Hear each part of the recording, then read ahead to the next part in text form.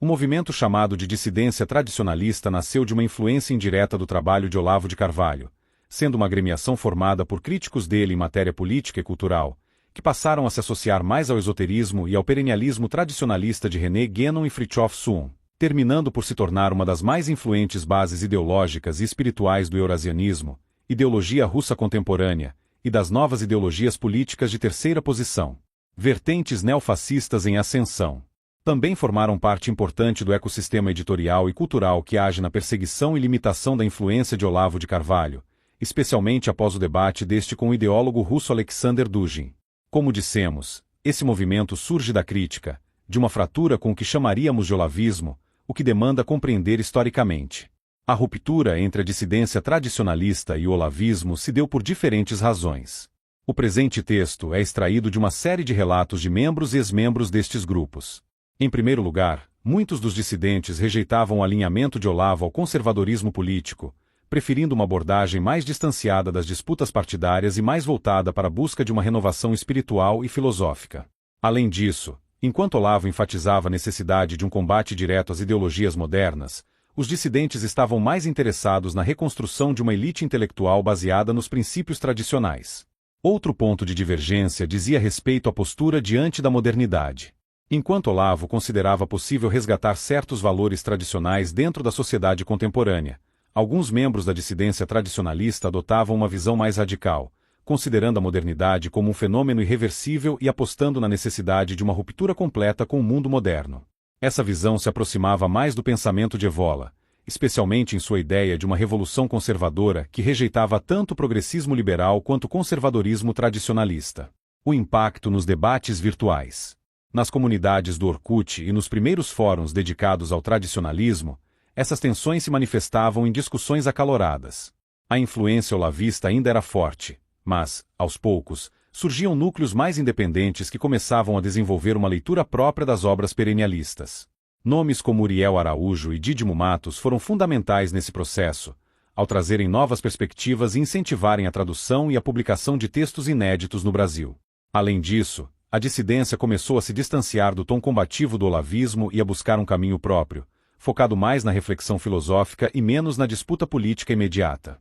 Isso não significava um afastamento total da esfera política, mas sim uma tentativa de abordar os problemas contemporâneos a partir de um referencial mais profundo, que transcendia as lutas partidárias e ideológicas do momento. Os encontros evolianos e a estruturação da dissidência, a transição do virtual para o presencial. Após anos de intensos debates em fóruns e comunidades online, a dissidência tradicionalista começou a dar seus primeiros passos no mundo físico. O desejo de aprofundar discussões sem as limitações dos espaços virtuais levou à organização dos chamados Encontros Evolianos, eventos que reuniam intelectuais, estudiosos e interessados no pensamento de Júlio Evola, René Guénon e outros autores da tradição esotérica.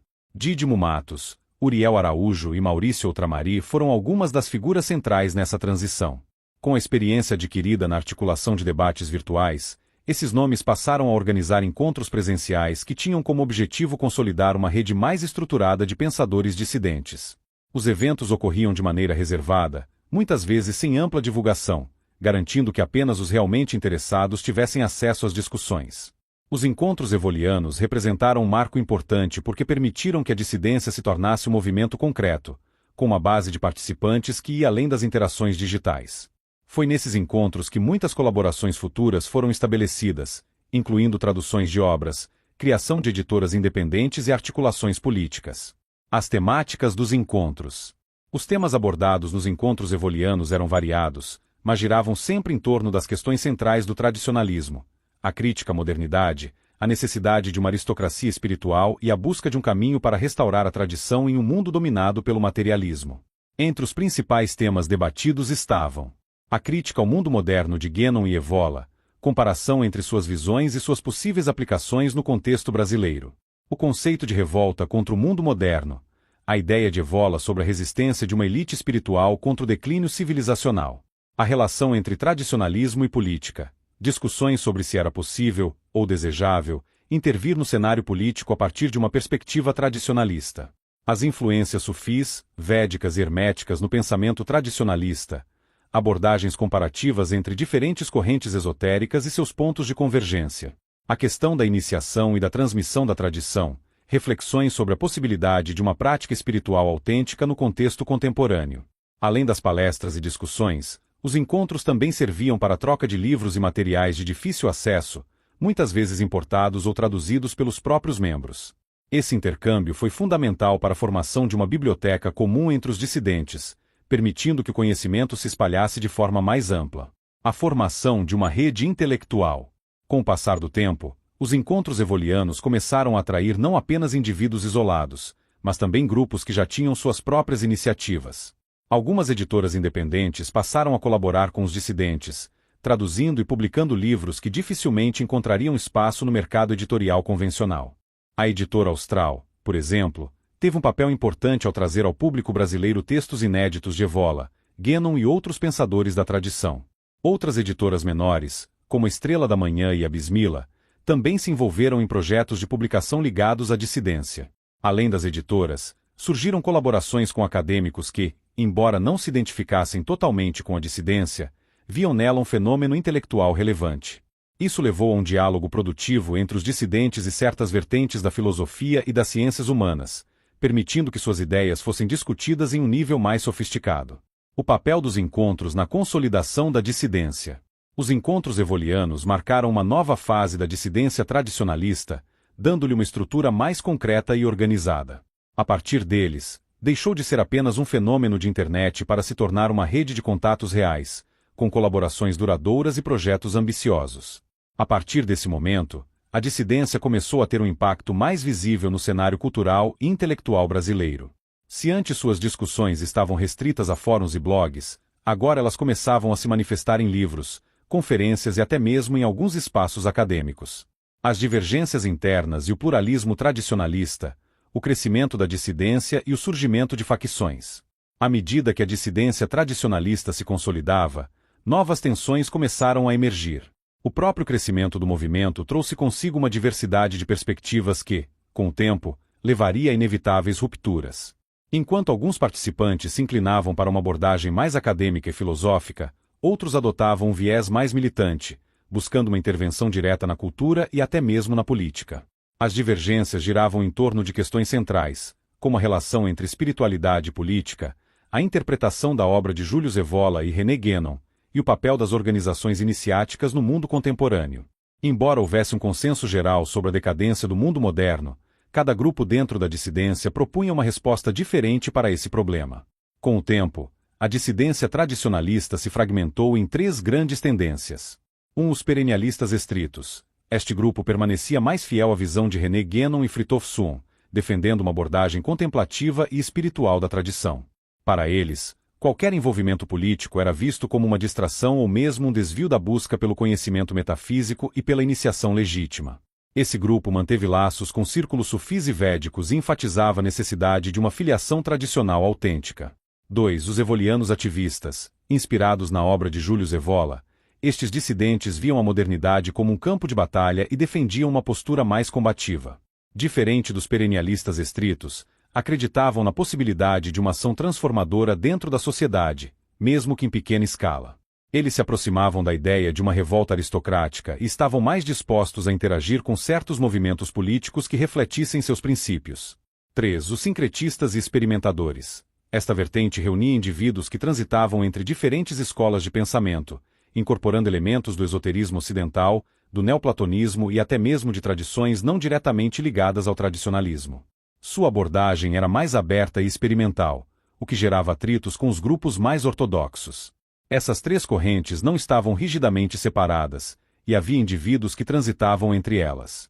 No entanto, as diferenças tornaram-se mais acentuadas à medida que a dissidência crescia e cada facção começava a desenvolver suas próprias iniciativas, publicações e eventos. Divergências sobre o papel na política.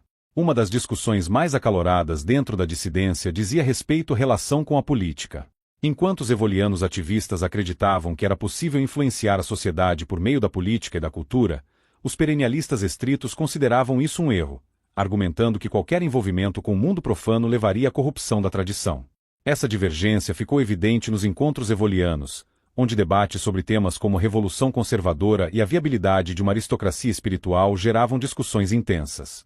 Alguns defendiam uma ação cultural mais incisiva, enquanto outros alertavam para os perigos de se misturar com as disputas políticas mundanas.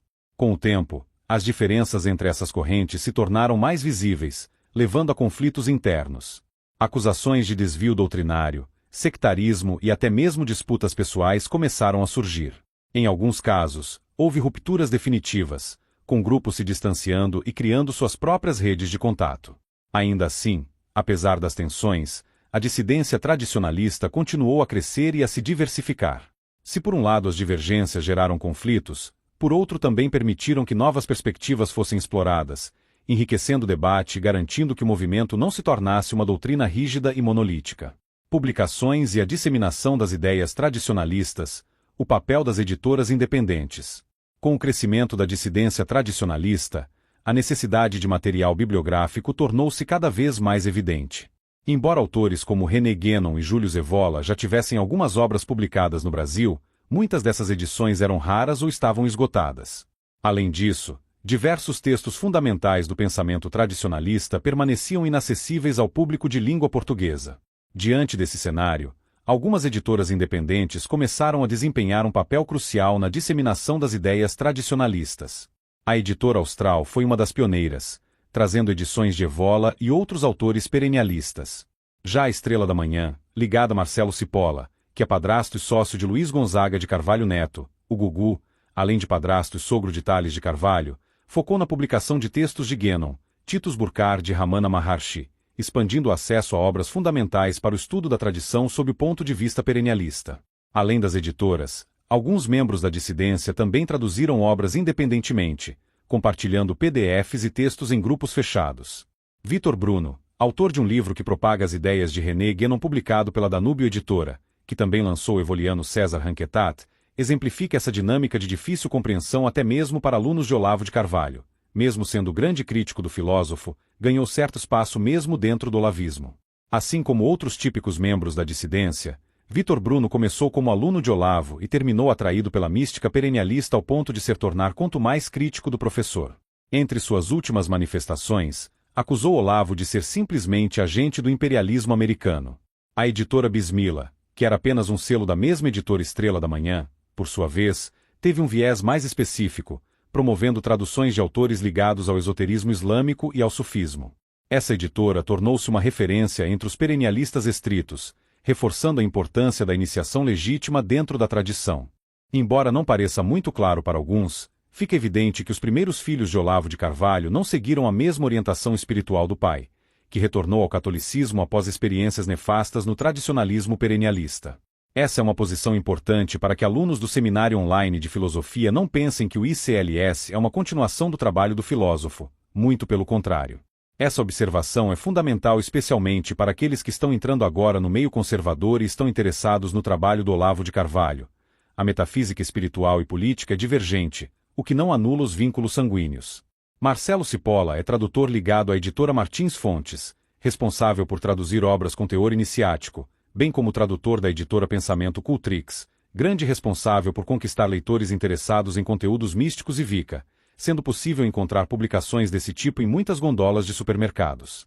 Aqui não há incongruência, pois foi exatamente a mesma estratégia de outros iniciados em Tariqa já haviam utilizado, como Idris Shah, que através de sua editora Octopus, publicou as principais obras do pai do wiccanismo, Gerald Gardner, um seguidor de Aleister Crowley. Os irmãos Shah tiveram desavenças com Olavo de Carvalho, assim como Suon. Ana Cipolla, esposa de Tales de Carvalho, filha de Marcelo Cipolla, e a proprietária do ICLS e também tradutora. Traduziu obras pela Pensamento Cultrix como Princípios de Vida Pleiadianos, da escritora New Age, Christine Day. A importância das traduções. A tradução de textos tradicionalistas foi um dos esforços mais significativos da dissidência.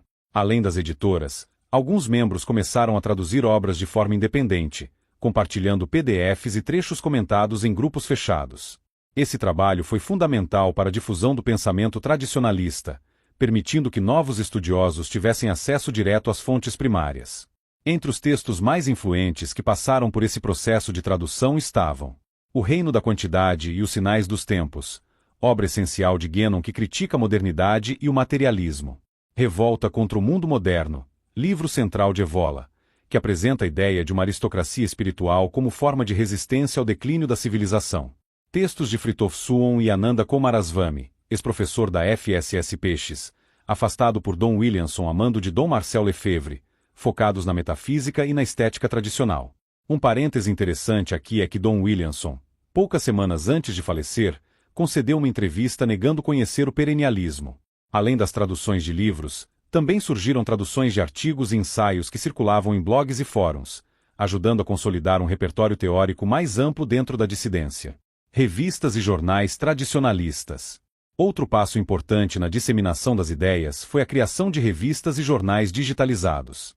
Publicações como Axé Tradicional e Aurora Perennialista reuniam artigos escritos por membros da dissidência, abordando desde estudos aprofundados sobre a tradição até críticas diretas ao mundo moderno e suas ideologias. A pluralidade de visões dentro da dissidência também se refletia nessas publicações. Enquanto algumas revistas mantinham uma abordagem mais acadêmica e filosófica, outras adotavam um tom mais militante, aproximando-se das correntes evolianas ativistas. Essa diversidade garantiu que diferentes perspectivas dentro do tradicionalismo encontrassem espaço para se expressar. A grande projeção nas redes sociais.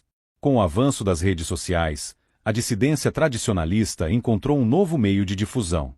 Twitter, Telegram e YouTube tornaram-se ferramentas essenciais para divulgar ideias, organizar debates e atrair novos interessados. Alguns membros da dissidência passaram a produzir vídeos comentando obras tradicionalistas, enquanto outros criavam perfis dedicados à crítica cultural e à análise simbólica de fenômenos contemporâneos. Se, por um lado, essa presença digital ampliou o alcance do movimento, por outro, trouxe novos desafios. A superficialidade das redes sociais muitas vezes levava à deturpação das ideias tradicionalistas, resultando em simplificações exageradas ou apropriações inadequadas. Além disso, a exposição pública gerou atritos com setores do conservadorismo político e da academia, que passaram a ver a dissidência como um grupo reacionário ou esotérico demais. Apesar dos desafios, as publicações continuaram sendo um pilar central da dissidência. A busca por traduções mais rigorosas, o incentivo à pesquisa e a criação de novos espaços de debate garantiram que o movimento permanecesse vivo e em constante evolução. O conflito entre ortodoxia e experimentação, a tensão entre a fidelidade doutrinária e a adaptação. À medida que a dissidência tradicionalista se expandia, surgia um dilema inevitável.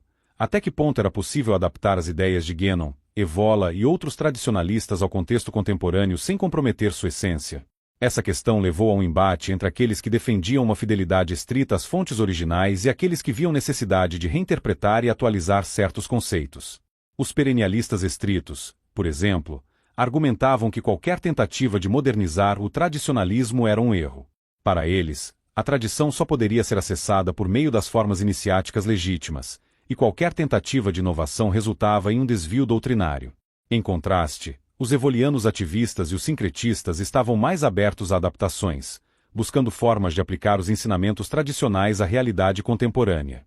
Essa tensão ficou evidente em debates internos, especialmente nos encontros evolianos e nos fóruns digitais, onde se discutia a validade de certas práticas e interpretações. O debate sobre iniciação e linhagem. Um dos temas mais sensíveis dentro da dissidência era a questão da iniciação legítima. René Guénon defendia que apenas tradições vivas e ininterruptas poderiam oferecer uma verdadeira transmissão espiritual. Isso gerava um problema para muitos membros da dissidência, já que várias das tradições tradicionais estavam enfraquecidas ou inacessíveis. Enquanto alguns tentavam se conectar com grupos sufi, védicos ou taoístas para buscar uma iniciação autêntica, outros questionavam a necessidade de uma filiação formal, argumentando que era possível seguir o caminho da via heroica de Evola, na qual o indivíduo busca a realização espiritual sem depender de uma linhagem iniciática reconhecida. Esse debate levou a divisões internas, com acusações mútuas de sectarismo e falta de rigor.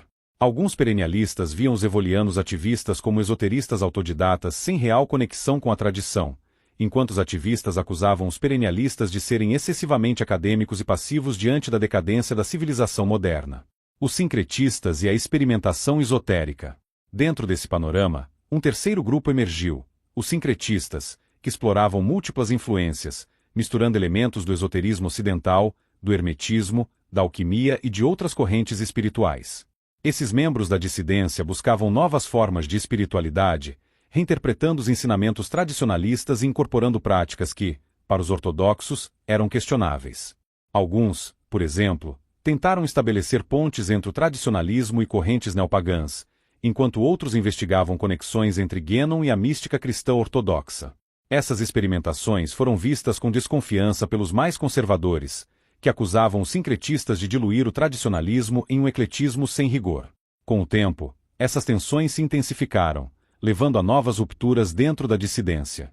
Certos grupos passaram a se isolar, focando exclusivamente em suas próprias interpretações e recusando qualquer diálogo com vertentes divergentes.